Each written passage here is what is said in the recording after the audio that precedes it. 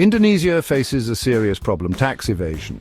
This issue drains vital resources from the nation, resources that could fund essential services like healthcare, education and infrastructure.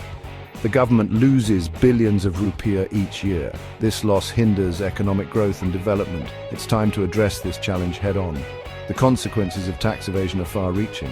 It undermines the fairness of the tax system. Honest taxpayers bear an unfair burden. This situation erodes public trust in the government. It also creates an uneven playing field for businesses. Those who evade taxes gain an unfair advantage. This harms competition and stifles innovation. Indonesia has laws against tax crimes. These laws are meant to deter and punish tax evaders. The General Taxation System Law, known as KUP, is the primary legislation. It defines various tax offences. These include tax avoidance and tax fraud. The law outlines penalties. These include fines and imprisonment. However, the effectiveness of these laws is debatable. Critics argue that the penalties are too lenient, especially for large corporations. This leniency reduces the deterrent effect. The complexity of tax laws also poses a challenge. This complexity makes it difficult to investigate and prosecute tax crimes.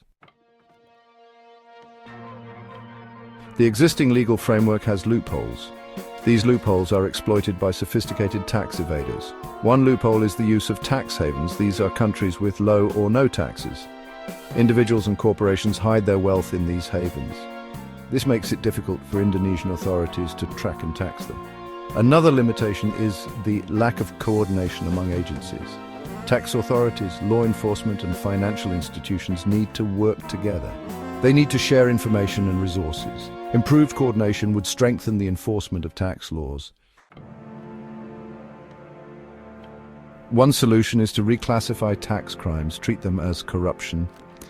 Corruption is a serious offense in Indonesia. It carries heavier penalties. This includes longer prison sentences.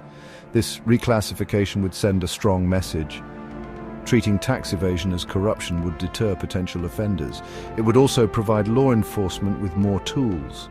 They could use the same investigative techniques used in corruption cases. This would enhance their ability to uncover and prosecute tax crimes.